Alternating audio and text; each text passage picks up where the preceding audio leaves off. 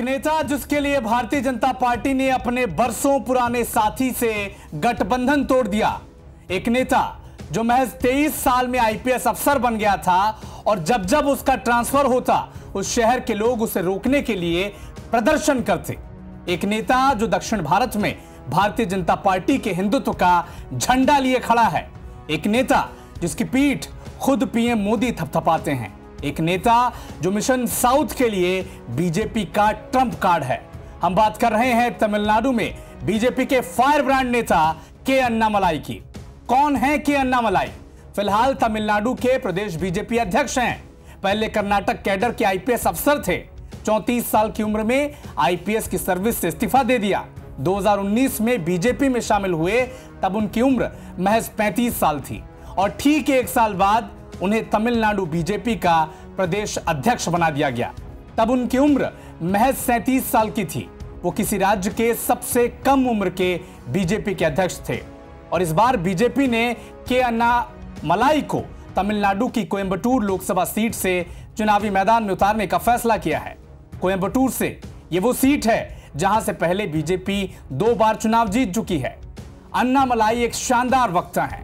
Mechanical engineering से graduation पूरी की, फिर आईआईएम लखनऊ से एमबीए, यानी तकनीक से लेकर मैनेजमेंट तक सब में सिद्धहस्त। अन्नामलाई तमिलनाडु की द्रविड़ और तमिल राष्ट्रवाद की राजनीति में हिंदुत्व का तड़का लगा रहे हैं।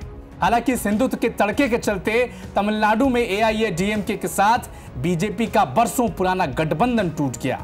एआईडीएमके के नेता तमिलनाडु में बीजेपी के प्रदेश अध्यक्ष के अन्नामलाई से बेहद नाराज थे।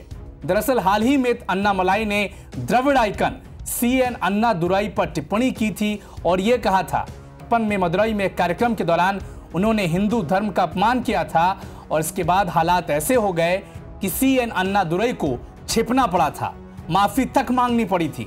उनके इसी बयान से एआईएडीएमके के नेता नाराज थे।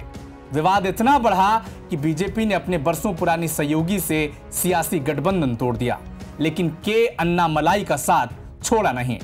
तो क्यों बीजेपी के अन्नामलाई पर इतना भरोसा वो कर रही है? दरअसल के अन्नामलाई बीजेपी की हार्ड हिंदुत्व का झंडा लिए खड़े हैं, जो दक्षिण में द्रविड़ और तमिल राष्ट्रवाद वाली सियासत में कम ही देखने को मिलती है। तमिलनाडु के वो युवा नेता हैं और तमिलनाडु के युवा उनसे जुड़ भी रहे हैं, तो पार्टी का कैडर मजबूत हो रहा है। तमिलनाडु जहां 2019 के लोकसभा चुनाव में बीजेपी को महज 3.66% वोट मिले थे, ये के अन्नामलाई हैं जिनकी बूथे आज बीजेपी दूसरे नंबर की दावेदारी तमिलनाडु में ठोक रही है। लोकसभा चुनाव को ध्यान में रखते हुए अन्नामलाई ने पदयात्रा की, जिसने तमिलनाडु की सभी 234 विधानसभा क्षेत्रों को कवर किया। हरी झंडी गृह मंत्री अमित शाह ने दिखाई और समापन समारोह में प्रधानमंत्री नरेंद्र मोदी ने हिस्सा लिया। इससे आप तमिलनाडु और बीजेपी में अन्नामलाई की सियासी ताकत का अंदाजा लगा सकते हैं। तो आपको ये वीडियो कैसा लगा कमेंट सेक्शन में जाकर जरूर बताएं। मुझे दीजिए अनुमति। नमस्कार।